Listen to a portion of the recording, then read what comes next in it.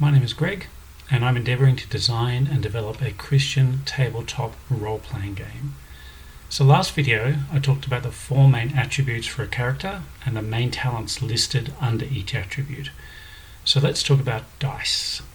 I want to do something a bit different with this RPG. Maybe this is not a good idea, but I'm going to run with it until it totally fails.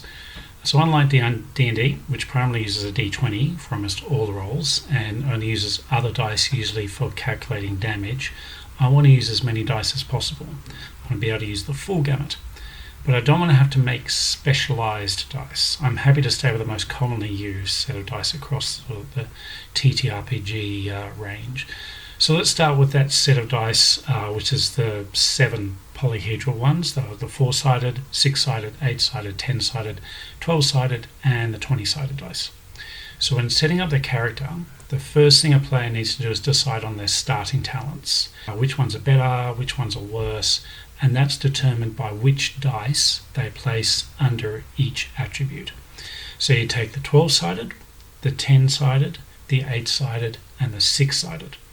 And you choose which of the 4 talent attribute areas each dice will go into. So I'll talk about the 20-sided and the 4-sided dice. I'll talk about those later. They'll be used for other aspects of the character.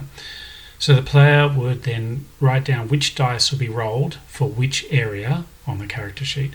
So if the player wants a physical character who's strong and agile and dexterous, then they put a higher type of dice in the physical area, such as a D12 or a D10.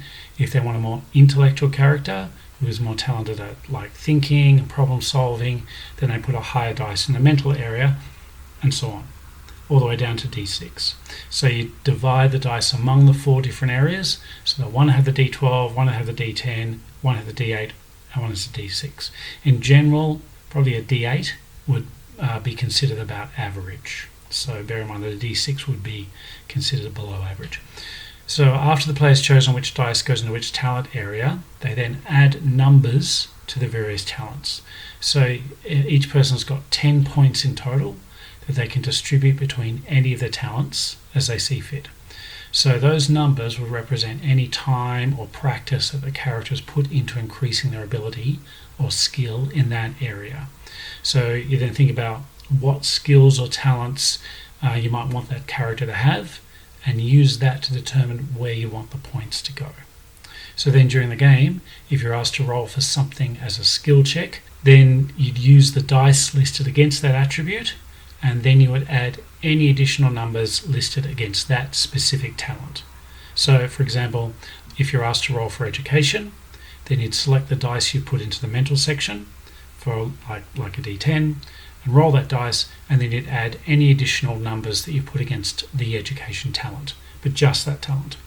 So this total score, the dice result plus the education score, would then be your total for that roll. So even if a talent has no numbers listed against it, the player would still roll the particular dice attributed to that talent area when asked to make the roll. So this represents an unskilled, sort of unpracticed attempt trying out that skill. So generally this means that most character creation will be very purposeful rather than random.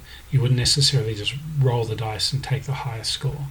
But it does mean that players can customize their character right from the beginning, and so anything they do and everything they decide will be a result of the choice they make. Which does mean, generally speaking, that when creating a character, people need to be careful about not specializing too much, because across a game a character would require a variety of different skills, and a sort of a well-rounded character should fare generally better than one who's kind of only good at one thing. So as they go through the game, as they go through a campaign, they will actually start to level up. That's something I'll talk about later as well, and they'll get more experience, and then they'll add more points to different talents. But I'll talk about how that works sort of later.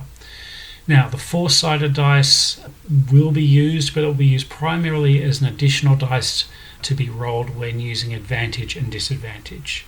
And also, I'm going to use it when rolling equipment. So if they're using tools or equipment to accomplish something, So for strength rolls, for instance, or dexterity or something like that, they can add the d4 to the roll, or some equipment might even require a d6 or a d8, depending, and then that'll add to their total for that roll again. The 20-sided will be used for spiritual gifts. So that's a roll out of 20, but that's its own system, and I'll talk about that in another video. All right, I don't want to make this too long, so I want to finish this video off here, because the next one I want to talk about how to determine whether you've succeeded or failed in a roll, how to work that out.